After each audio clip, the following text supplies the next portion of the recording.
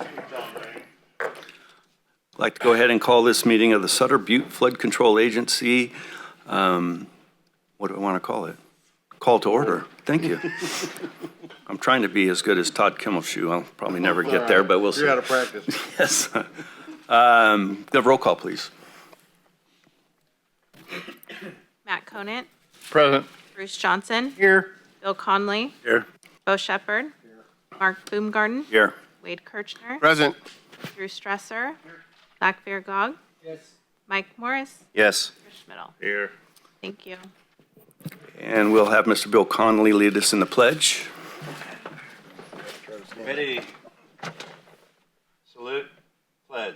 I pledge allegiance to the flag of the United States of America and to the republic for which it stands, one nation, under God, indivisible, with liberty and justice for all. Thank you.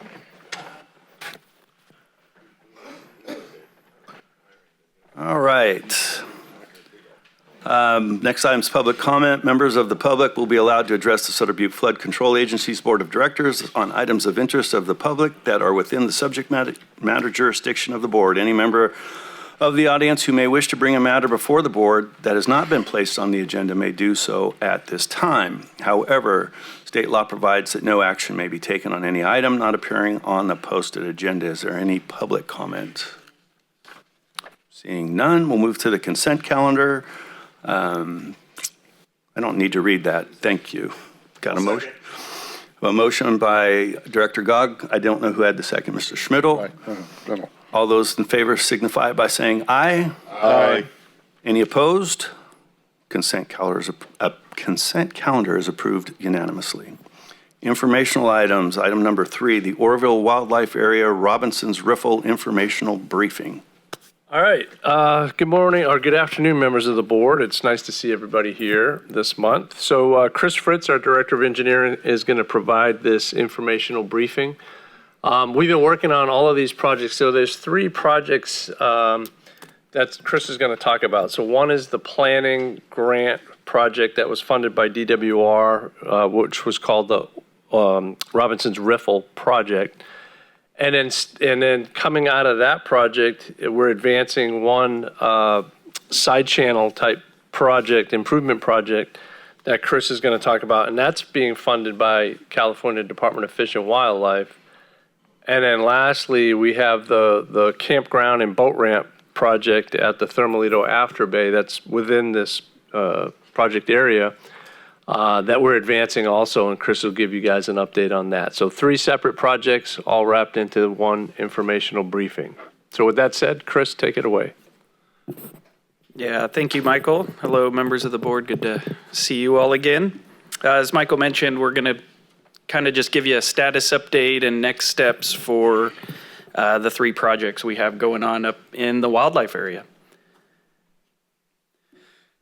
So if you remember, the first project is our overall OWA planning study. So this is the grant-funded project, about $1.4 million from DWR that we began work on in March 2023. And this is sort of that master plan type study effort. So we've done a lot of outreach, meeting with individual stakeholders, hosted a series of workshops. If you remember, I gave a presentation to this board last December, talking about a lot of the individual concepts that we identified as part of the effort. And right now, we're just getting towards the end of that planning study. So we just recently issued the draft concept evaluation report, which basically identifies a lot of the concepts that we feel have broad support and that we'd recommend to be moved forward. That study will be reviewed by agencies and stakeholders, and then we'll look to wrap up the planning effort towards the beginning of next year. The good news is that as part of this planning effort, we actually were successful in identifying 2 projects, the boat ramp and the Robinson's Riffle design effort, that we're already advancing. So we were already successful in getting grant funds to advance those efforts. And hopefully, you know, as time continues, we'll be able to do that for other concepts identified in the planning work. But nice to see the fruits of that planning effort kind of take hold here.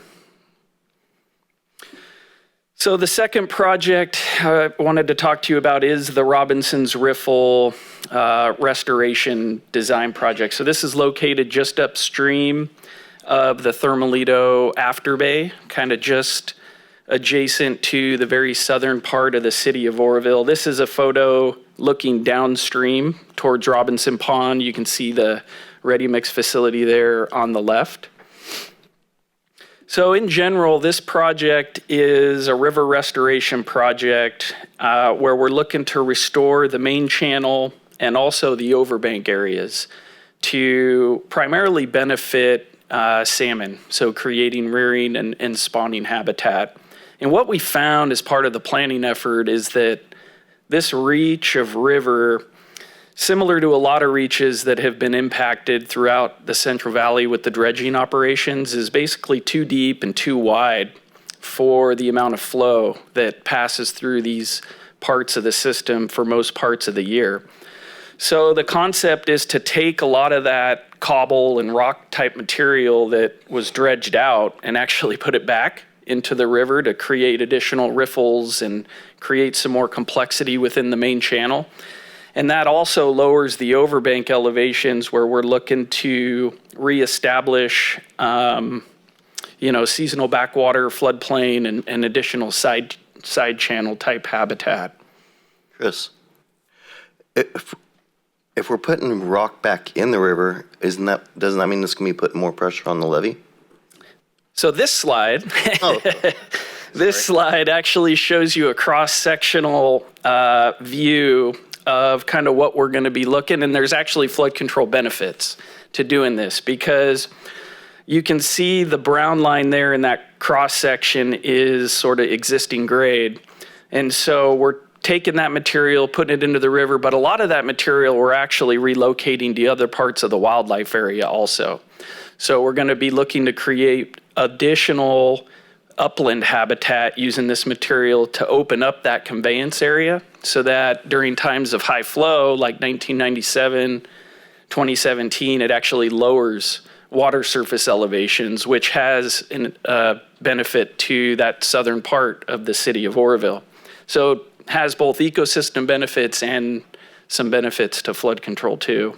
Also downstream, because if you have a surge, like they have operational mistake, and they put a surge in a river, it spills out in there instead of down here. Yeah, and here's some photos of actually some before and after photos of a similar project on the Merced River. So we've retained Kramer Fish Sciences. They've been doing a good job for us so far. They're kind of the subject matter experts that are working with us on this project. The photos you see here, A and C are pre-project, and then B and D are post-project. And so I feel like it does a good job of kind of highlighting what we're looking to achieve in this particular stretch of the river, because you can see C has a lot of similarities with that section of the Feather River, kind of more of a lake, stagnant lake type feature, versus post-project, bringing back in some of that gravel, creating some more complexity into the river system, which is highlighted there in that photo D. This is also just kind of a general overview to try to give a good visual for the concept, where you're working to kind of spread the river out during those times of low flow and create additional features like the spawning riffles and nested gravel bars that are important for the salmon within their life cycles. So this was a grant, as Michael mentioned, we received from CDFW, $2.1 million to conduct design and permitting. We just began this work this summer. 30% designs are in progress, looking to be complete by the end of this year. And our big target is construction in summer 2026. We do not have construction funding yet. That's something we are also aggressively pursuing right now. The target for this project is probably going to be in the $10 to $15 million range. We're still working on refining those numbers as part of design. And we also have already submitted for an application to CDFW for $5 million in funding just last month for this project. You see a lot of projects like this going on right now up and down the valley. As you know, salmon's a hot topic right now. You see a lot of gravel augmentation projects, restoration projects in the Upper Sac, similar projects going on in the Yuba and the American River. And so hopefully we're going to be able to get more attention on this reach of the river. And we feel it can be kind of a really good example for what else could be done throughout this reach, because this is just one small section of the entire wildlife area that could see kind of similar types of benefits by restoring some of those areas that have been impacted by the hydraulic dredging and by the construction of the Oroville Dam. So moving on to the third project, our boat ramp and campground project. So this is right at the Afterbay outlet. This is a photo of how it exists today. You can see it's a very primitive site, gravel, dirt. It's a gravel dirt boat ramp, and it's a very popular fishing hole that folks utilize up and down kind of the state, honestly. And so what we're going to be looking at doing is this is a snapshot of the current design. So we're going to be putting in 25 new campsites, paved parking areas. There's going to be some new trails kind of surrounding the campground.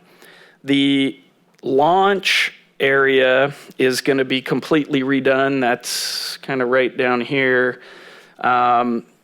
Going to be putting in a new 30-foot double wide trailering launch ramp that will be paved. The existing ramp is going to largely remain in place. We're just going to be improving that and partitioning it off with some rock barriers so that it can still be utilized for kayak access. Also going to be putting in some new dry vault restroom facilities.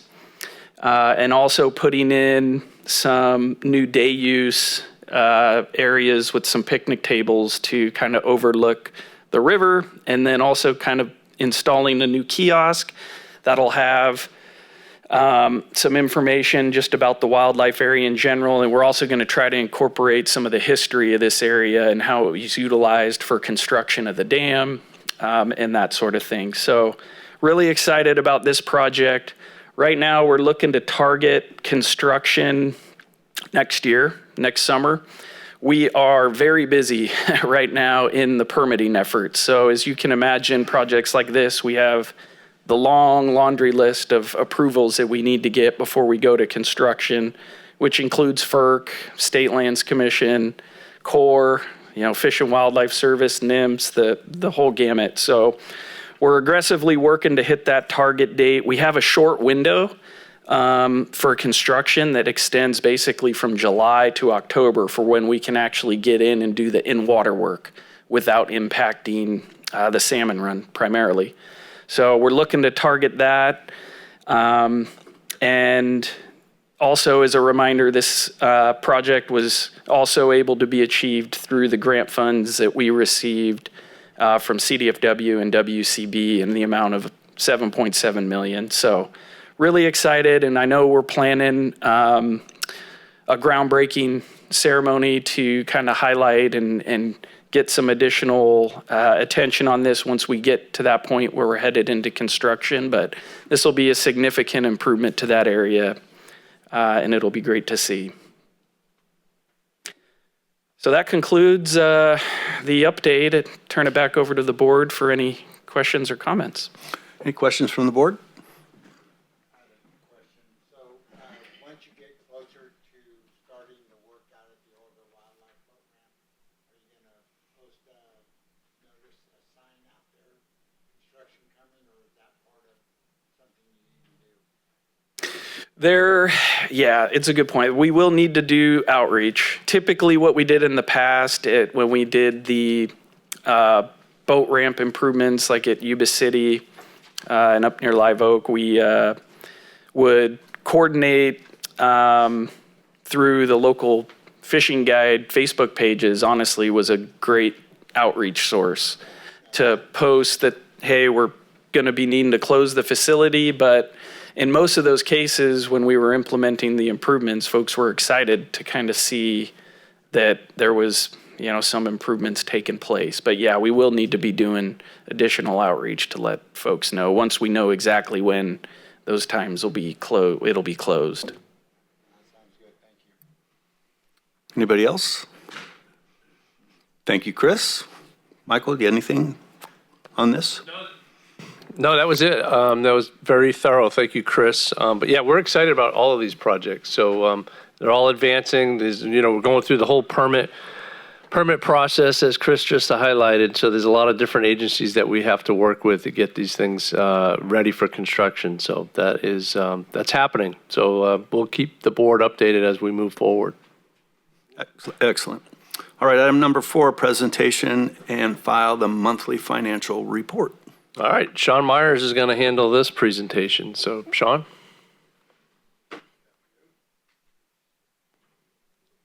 Good afternoon. So financials I'm presenting here are through the end of August 31st of this year. So we kind of cover, in some ways, both fiscal years since the fiscal year transition began July 1st. So presenting 23, 24, and 24-25 materials. But the end of 24-25 to date, we've got about 23.6 million ending working capital. With pending costs and receivables, it comes to about 28.1 million. Operating revenue through the end of last fiscal year is 1 million. The balance for the current fiscal year, we usually don't start collecting on our 730 fund, our operational fund, until I'd say about end of November, beginning of December. So the balance will remain zero until then.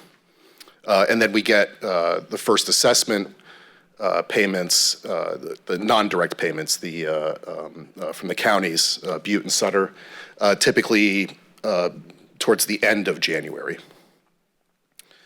Capital revenue to date, 7.2 million, and then pending, it's about 8.8 million or so for the previous fiscal year. The current fiscal year, about 765,000 we've received to date, and we've got about 3.8 or so million, 3.7 million pending. And then the difference then, the combined difference, which would all be grant payments on grants, about 4.5 million. Next slide. So what we see here, and it kind of breaks it up on the left-hand side, you can see how the assessments are all accounted for, but what's the primary pending amounts, that 4.5 million, is all due to pending receivables from various grants. You can see on the right too, what this will include. Chris had kind of touched on it a bit. CDFW grant for Robinson's Riffle. We probably submit our first package for that beginning of November. Next slide. And so what you're seeing here then are just expenditures. Comparison of 23-24 and 24-25. A lot of these negatives are just accruals, accounting procedure stuff. So it's not like we're owing money to anybody specifically. But those amounts obviously for 24-25 will increase as time progresses. For financing, we just made service on our debt payment pretty early, actually. It was due October 1st, but we made it, I think, beginning of September. April's is the next pending one for a combined amount of, for both bonds, 1.56 million. Next slide. So going forward, it's just a matter of, I think for for the rest of October to beginning of November, it'll be primarily formulating the next round of reimbursement packages, including the CDFW Robinson's Riffle. And then close out on RFMP 4 will start to commence as well. Agency audit, it's underway. Primarily began, at least with the city, the auditor had begun looking at their books and acquiring information from them beginning of September. That's it. I should open up for questions. Any questions for Sean? Seeing none, thank you for the report. Thank you. All right. Number 5, the presentation and file program project update. That'll be me, Mr. Chairman, and members of the board. So, like I said, we didn't meet last month. We took a month off because we didn't have any action items. So in the future, if there is a month where we don't have action items, we'll look to pause and then come back in the following month. And then here we are this month. So it's good to see everybody. On Feather River West Levee Project 1, I'm very pleased to report that the environmental resources mitigation process is near complete. We've gone through all the resource agency approvals that were necessary. Now all the documents are at the title company, going to get recorded, and we'll be finalizing that process. And that's to put the Star Bend and the Matthews mitigation sites into, put conservation easements over them and get companies to manage those resources into the future. So finally, we're here. It's taken us a long time. Andrea and I have been working on this for quite a while. Several years, as a matter of fact, but we're at the goal line here, so we're very excited. And also on cultural resources, that process has also been completed, so I'll be taking that off for future presentations.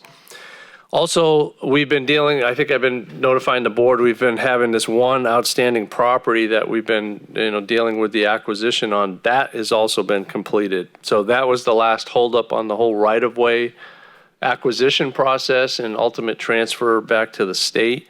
So pleased to report that has been concluded also, and we're wrapping up all the documents to transfer all those properties over to the state. We're also dealing with encroachment permits. So as part of the Feather River West Levee project, all the modifications that we did to utilities through the levees and other encroachments, that process, we're formalizing all of the changes to those facilities, working with the Central Valley Flood Protection Board to, if they were a permitted facility, we're going to modify those permits. And if they were not permitted before, we're going to get new permits for those facilities. So that's an ongoing process.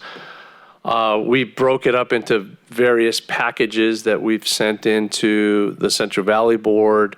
They send that off to the Army Corps for review. So it's a pretty complicated process. So we've been working on that for several years. Just wanted the board to be aware of that. And also when the Army Corps goes out and does their periodic and routine inspections of the levees, and the state also does similar type of inspections, they go out and look to see the condition of the levee. They look at encroachments. They look at to see, if there's pipes, are they permitted? Do they have positive closure structures? All of that. They do these inspections annually or every 5 years, depending on the nature of the type of inspection. So that's what we're working very closely with both the Corps and the state to make sure that our system stays compliant. We stay within the PL 8499 program. For future, if there were disasters, we would get disaster relief through the Army Corps, that type of thing. So that's been an ongoing process as well. We work closely with Levee District 1 and Levee District 9 staff to make sure that those facilities are all, that they pass inspection.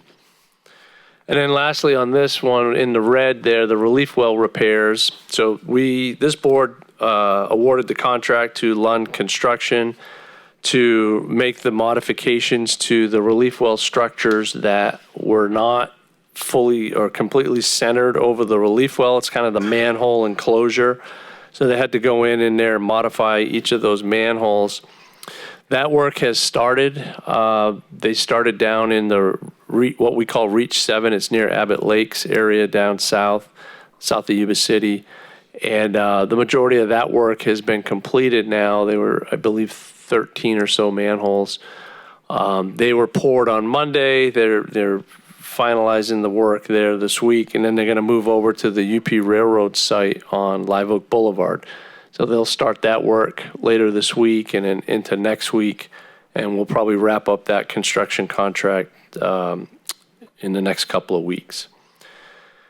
On Feather River West Levee Project 2, that's the Tudor Flood Risk Reduction Project, the 1.6 miles between Highway 99 Bridge and the Sutter Bypass. We're at 100% design status stage, and the Army Corps is doing their review of those documents. So we're awaiting their, comments so that we can address those and ultimately finalize our design plans.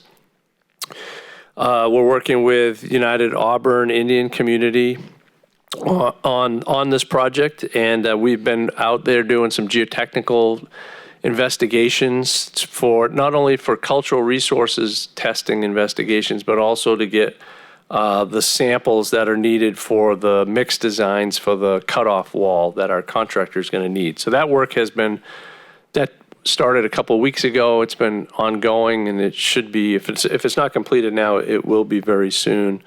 And LD1 was kind enough to allow us to store the material that we need for the mix designs at their facility. So thank you, Drew, for that.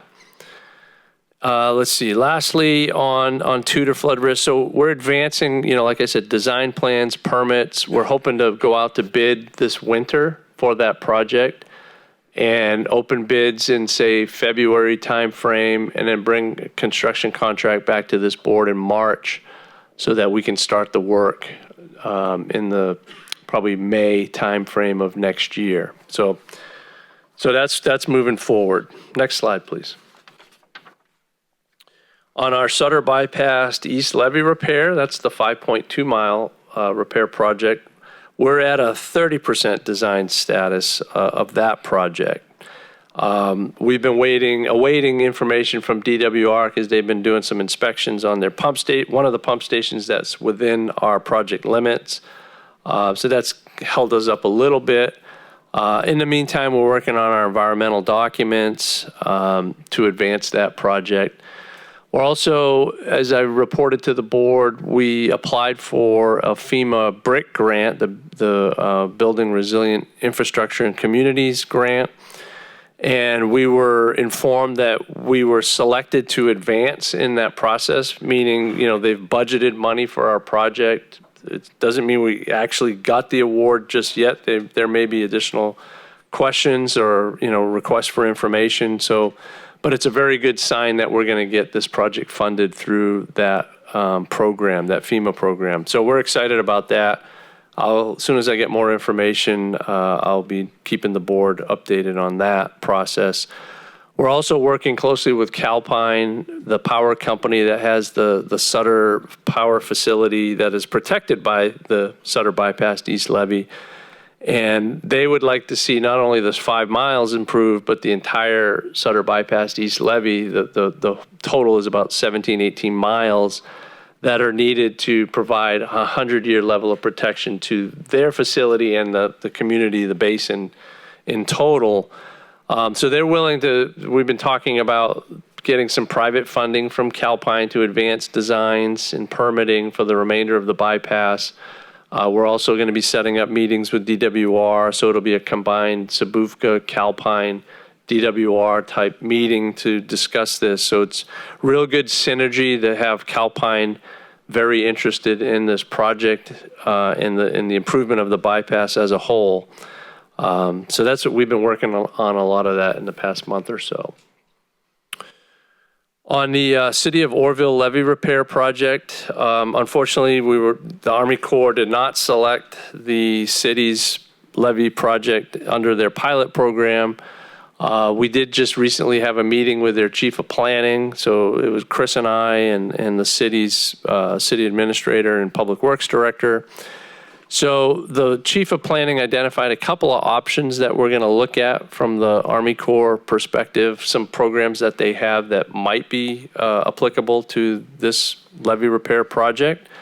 So we're going to continue pursuing those and also, continue our dialogue with DWR to see if they could carve out some funding for this project, which is essentially directly downstream from the Oroville Dam. So we're still working on the city's behalf there. On the federal project, the Army Corps' 5-mile project that they constructed from Tudor Road to Cypress Avenue, that the levee improvement project's been completed for quite some time now. But we're working on that punch list repair work that their contractor was not able to satisfactorily perform. So this board awarded a contract to TNS Construction to make the vault repairs. And we started that work. So the contractor began work about a week ago now. And we're looking at a 2 to 3 week construction window to complete that work. So we're in active construction on that project as well. So I'll bring some some pictures of both of the active projects, and I'll show those next month. Lastly, on the federal crediting side, the Army Corps has pretty much reviewed all of our in-kind credit packages and approved the numbers that we submitted. So we're looking at, being able to transfer roughly the $28.9 million over to SJAFCA under that credit transfer process. And we'll be attending a Central Valley Flood Protection Board meeting next month to talk about the project partnership agreement amendments that need to occur for both SJAFCA and SBUFCA in order to make that credit transfer happen. So that's going to happen next month, and then we'll be signing those documents either later this year or early next to finalize that process. And then lastly, on this slide, can you go back real quick? I'm assisting SJAFCA. Their executive director, Chris Elias, is retiring at the end of this year. So they've been looking to recruit a new executive director. So I offered to assist them in that process. So we've been holding interviews. They had about 20 or so applicants. They narrowed it down to 9 or so, and then we narrowed that down to 4 that were interviewing this week. So it's interesting, and I'm helping our sister agency in that process. Next slide, please. On the OWA Robinson's Riffle, I won't talk about that because Chris just provided a very thorough presentation on that, as well as the Thermalito Afterbay. So all of those projects are moving forward. Sediment removal project. So we do have our Bureau of Reclamation CVPIA grant still out there. We're still waiting to hear. We just pinged them a few days ago to find out, what the status is. We haven't heard back yet. But as soon as we do, we'll inform the board. Next slide, please. So one of our items on consent was to approve this funding agreement with the Sutter County Resource Conservation District. So they applied to the Wildlife Conservation Board for a grant it's more of a planning / design grant to create this Feather River Side Channel project. And they reached out to us to inform us of what the project was and that they were applying for the grant. And we were able to have them budget money for our agency to review their plans to ensure that, whatever they were coming up with in their design process would not be detrimental to the levee system, to our flood protection system.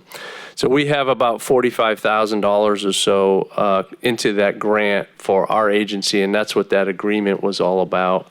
And this is the project location. So it's just south of the confluence of where the Yuba meets the Feather, and it's that area in red there. And this is what the project is. I'm going to just read it because it's part of their grant application. So it says, The goal of this planning project is to promote the future implementation, and I'm going to stop right there. Future implementation means future construction that isn't funded just yet. So this is just to do the planning and design. That will restore and expand side channel rearing and refugia habitat near the confluence of the Feather and the Yuba rivers north of Shanghai Bend in Sutter County.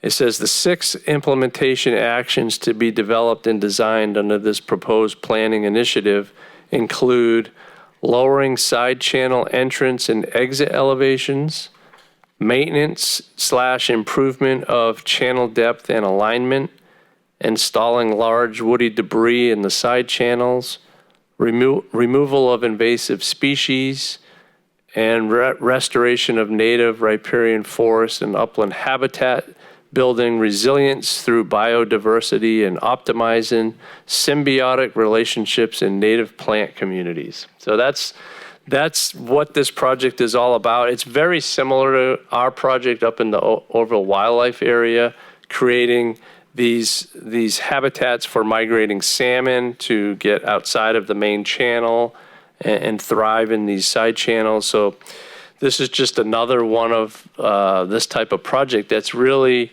popular right now with the state and a lot of their grant programs. So that's what this is all about. I'm trying to get their director, their executive director, to come in and make a special presentation on this project, and I'm hoping to get him for next month or December timeframe, so provide a little bit more information to the board. Next slide, please. And this is my last slide. So FEMA remapping of Sutter County. As you know, we've submitted our information as part of the Feather River West Levee project, all the levee improvements that were completed along the Feather, all the way down to the Highway 99 bridge, that improves the flood protection for the basin in Butte and Sutter County. So that's been submitted to FEMA. FEMA is doing an entire Sutter County remapping exercise, converting paper maps to digital maps, and at the same time improving the level of information they have about the floodplains within the county, and they're also incorporating our information. So that's going to take 2 to 3 years to go through that process, but we've been participating with Sutter County staff, meeting with FEMA and advancing that process. So that's underway. I wanted to keep the La Nina forecast for this winter. So let's start talking. Here we are in October, even though it's 100 degrees out. Flood season has started essentially, and will be into the future. So this will be an item for us to talk about, future storm events and be mindful of what's happening. I've participated in a couple of pre-flood season meetings that happen every year. The forecast is 50%, dry, 50% wet, nobody knows. And it's the same thing we pretty much hear every year, even if it's El Nino or La Nina. We're kind of in that geographical area in the state where it could go either way. So we'll just keep a close eye on things there. I wanted to highlight on Friday, I'm leaving for 10 days to Italy. I'm on vacation, so I'll be gone for 10 days.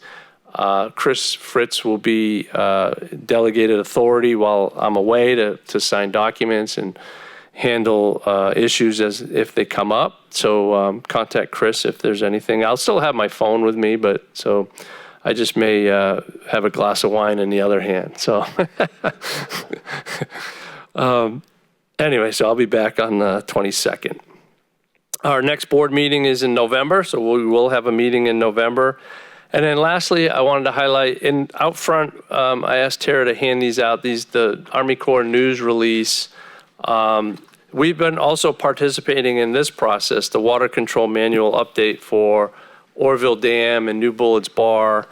So this is an important issue on how these agencies will operate the reservoirs into the future, incorporating climate forecasting of FERO, forecast informed reservoir operations. So they're looking to utilize new tools to understand weather and be able to manage those facilities to make earlier releases and hopefully, make things better, be able to manage those facilities in a more informed way. Obviously, we want to make sure that they're doing it not with a mindset of, saving more water to be able to deliver in the future, but having public safety in the forefront of their minds and how they operate the dams. So the Corps is having this meeting on October 15th next week in the evening from 5 to 6:30 across the street at the Veterans Hall.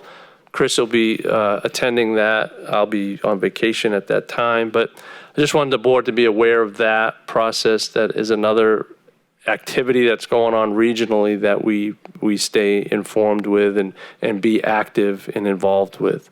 So with that said, Mr. Chairman, I'm going to turn it over to you and see if there's any questions. Any questions for Michael? Through the chair.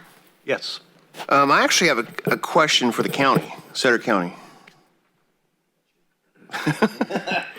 So the Feather River Side Channel project, I seem to remember 2 years ago going to a groundbreaking ceremony at Mosquito Beach, essentially. And at the time, it was supposed to be for, I thought, bike paths or something like that. It's everything. It's bike paths, walking trails. So are we talking about the same project, or are these two different? Part of it. This is a component of it. Yeah, component of it. Okay. Thank you. Anyone else? And the idea is to help the salmon. You have a resting place when they're when the juvenile salmon are going through the river. They're not stressed and less likely to get eaten by snipers or scrapers. Snipers. They are snipers. They're snipers. They are snipers, yes. Seeing no other questions, thank you, Andrea, for the candy. And Michael, safe travels. Thank you. Get back safe. And with that, this meeting is adjourned.